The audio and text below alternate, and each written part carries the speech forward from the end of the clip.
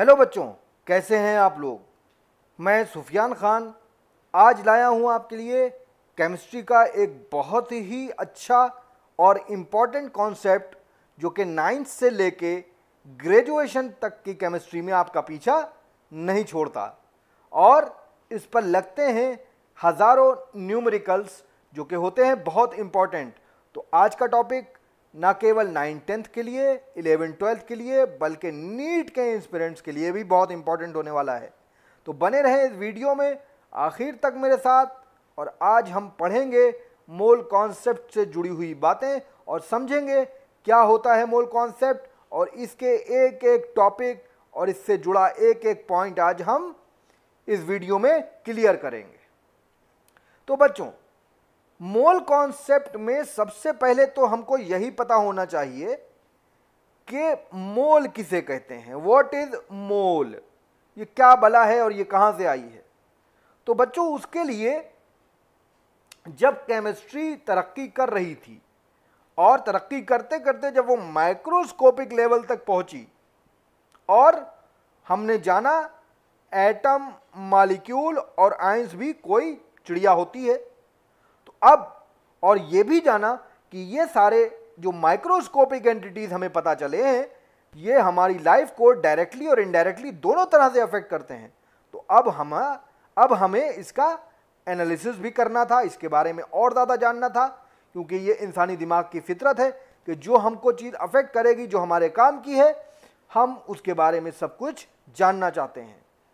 तो अब जानने में प्रॉब्लम एक आ रही थी बच्चों कि ये इतने छोटे थे कि जो भी हमारे पास यूनिट्स थी चीज़ों को नापने और तोलने के लिए, किलोग्राम, ग्राम, डेकाग्राम, डेसीग्राम, मिलीग्राम, ये सारी की सारी इनके साइज के अकॉर्डिंग नहीं थी।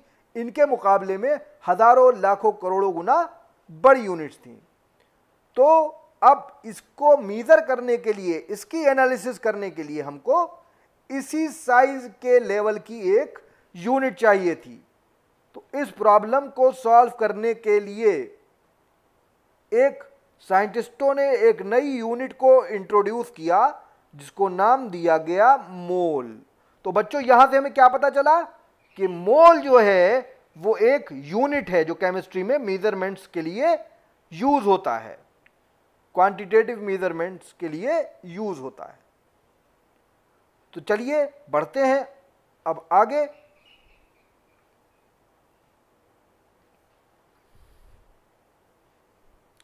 तो अब समझ लेते हैं कि मोल को ये तो इंट्रोड्यूस करा दिया इन्होंने यूनिट। इंट्रोड्यूस कराने के बाद अब जो था वो ज़रूरी था कि इसको डिफाइन किया जाए। तो साइंटिस्टों ने इसको डिफाइन करने के लिए, क्योंकि डिफाइन करने के लिए किसी चीज़ को एक स्टैंडर्ड की ज़रूरत होती है, यहाँ पर भी कार्बन 12 को एज एन स्टैंडर्ड लिया और बात क्या कही कि 12 ग्राम ऑफ कार्बन 12 में जितने पार्टिकल मौजूद होंगे वो इसका मोल होंगे। तो यहां जो कॉन्सेप्ट है मोल का वो बच्चों सिर्फ इस लाइन में है, याद रखिएगा कि ये पूरे मोल का जो रूट है वो ये है मोल कॉन्सेप्ट की कि कार्बन 12 के 12 ग्राम में जितने नंबर ऑफ पार्टिकल होंगे वो मोल का स्टैंडर्ड होंगे। मतलब कि कार्बन 12 के 12 ग्राम में मान लीजिए 100 पार्टिकल्स निकलते हैं, सपोज दैट, एज्यूम कर लीजिए। तो अब हमें किसी दूसरी चीज़ का जब मोल निकालना है तो हम देखेंगे कि उस चीज़ में 100 पार्टिकल कितने वेट में निकलते हैं। वो वेट जो है उस चीज़ का 1 मोल होगा। यानी अगर 100 पार्टिकल हैं तो मान लीजिए कि गेहूं का हमें 1 मोल निकालना है तो गेहूं के हम 100 दाने गिनेंगे, क्योंकि कार्बन 12 के 12 ग्राम में 100 पार्टिकल हमने माने हैं, सपोज कीजिए। तो 100 दाने गिनेंगे और उसके बाद उन 100 दानों का हम वजन तोलेंगे तो वो गेहूं का 1 मोल होगा। तो गॉट इट। लेकिन ये बड़ा कंफ्यूजन भरा कॉन्सेप्ट था बच्चों। तो एमिडियो एवोगाड्रो साहब ने हमारे लिए और आसानी की और एक्सपेरिमेंटली ये पता लगा लिया कि कोई भी चीज़ हो स्टैंडर्ड कंडीशन में उसके 1 मोल में पार्टिकल कितने होते हैं, इतने होते हैं, 6.0221367 इंटू 10 टू द पावर 23। यानी दुनिया की कोई भी चीज़ है, अगर हम उसका 1 मोल अमाउंट लेंगे तो उसमें पार्टिकल इतने होंगे, और इसको हम एवोगैड्रो नंबर भी कहते हैं बच्चों। एवोगैड्रो नंबर, जिसको हम Na से सिंबल से डिनोट करते हैं। अब जान लेते हैं मोलर मास। तो mass of 1 mole of substance जो है वो मोलर मास कहलाता है बच्चों।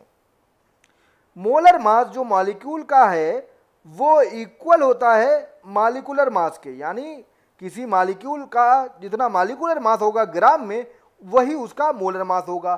सपोज दैट कि कार्बन का जो CO2 का आप या मीथेन का निकालते हैं मॉलिक्यूलर मास, क्या निकालते हैं मीथेन का? सपोज दैट मीथेन का मॉलिक्यूलर मास आप निकालते हैं 16 यूनिट, 16 यूनिट, 12 कार्बन का और 4 हाइड्रोजन के, तो 12 4 16, 16 ग्राम आपने निकाला उसका मॉलिक्यूलर मास। तो अब मीथेन का मोलर मास कितना होगा?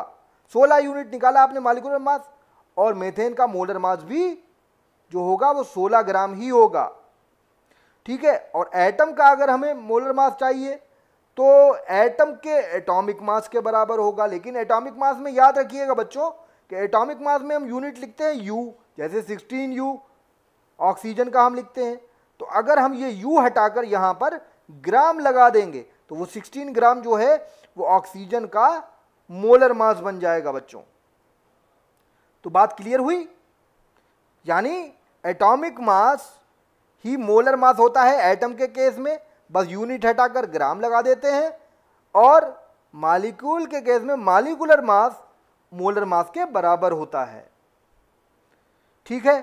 और एक चीज यहां पर आप और नोट कीजिए कि जब हम गैस की बात करेंगे 1 मोल की, गैस के 1 मोल में क्या होगा? पार्टिकल तो उतने ही होंगे बच्चों, लेकिन क्योंकि गैस में वॉल्यूम की बात करते हैं तो गैस का 1 मोल जो होगा तादाद वो 22.4 लीटर वॉल्यूम के बराबर होगी। यानी वो कितना वॉल्यूम ऑक्युपाई करेगी 1 मोल गैस, चाहे कोई सी भी गैस हो? 22.4 लीटर। तो ये मोलर वॉल्यूम कहलाता है बच्चों गैस का। इसके लिए हम एक खास वर्ड यूज करते हैं, खास टर्म यूज करते हैं, क्या? Molar volume. तो क्लियर बच्चों? कुछ और इंपॉर्टेंट पॉइंट्स यहां पर आप समझते चलिए जो आपके काम आने वाले हैं, कि जब कोई रिएक्शन लिखी होती है तो बच्चों यहाँ देखिए मैंने एक बोल्ड में लिखी है कुछ गिनतियाँ, जिसको हम स्टीचियोमेट्रिक कॉफिशिएंट भी कहते हैं। तो ये बच्चों नंबर ऑफ मोल्स के बराबर होते हैं, यानी इस रिएक्शन को देखकर हम पता लगा सकते हैं कि हाइड्रोजन के कितने मोल और ऑक्सीजन के कितने मोल यूज किए गए हैं। तो यहाँ पर जो कॉफिशिएंट है वही नंबर ऑफ मोल होता है बच्चों।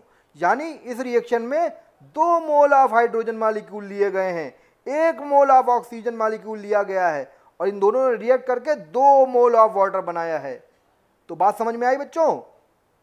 और आखिरी कॉन्सेप्ट जो इंपॉर्टेंट है, रिलेटिव वेपर डेंसिटी या VD जिसको हम लिखते हैं, वो आपके लिए न्यूमेरिकल में इंपॉर्टेंट रहेगा। 11th क्लास में जो आपके मोल कॉन्सेप्ट के न्यूमेरिकल्स आते हैं उसमें याद रखिएगा कि बहुत सारे सवालों में मॉलिक्यूलर मास नहीं दिया होता है। तो मॉलिक्यूलर मास बराबर होता है वेपर डेंसिटी इंटू 2, यानी वेपर डेंसिटी का दुगना। अब सवाल दिमाग में आना चाहिए कि वेपर डेंसिटी क्या होती है बच्चों? तो वेपर डेंसिटी जो है वो रेशियो होता है किसका?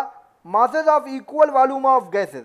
यानी किसी गैस, कई सारी गैसेस लो, आप उसका इक्वल वॉल्यूम लो, जितना मतलब एक गैस लो उतनी ही सारी गैस लो वॉल्यूम में, और हाइड्रोजन का भी उतना ही वॉल्यूम लो, और ऊपर गैस का वॉल्यूम रखो, उसका मास देखो कितना हुआ, और हाइड्रोजन का मास देखो कितना हुआ। तो equal volume of gas upon particular gas upon equal volume of hydrogen, यानी mass of equal volume of particular gas upon mass of equal volume of hydrogen.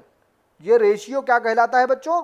और ख़ास तौर से जो same condition of temperature and pressure पे ये लिया जाता है, ये वेपर डेंसिटी कहलाती है बच्चों। तो ये था हमारा मोल कॉन्सेप्ट के बारे में सभी कुछ। उम्मीद करता हूं कि आज के बाद मोल कॉन्सेप्ट से जुड़े कोई भी सवाल आपको परेशान नहीं करेंगे। तो आज के लिए बच्चों इतना ही, मिलते हैं कल एक नए इंटरेस्टिंग और अच्छे से टॉपिक के साथ। तब तक के लिए पढ़ते रहें, खुश रहें, और सब्सक्राइब करें मेरे चैनल को, शेयर करें, लाइक करें। Bye bye.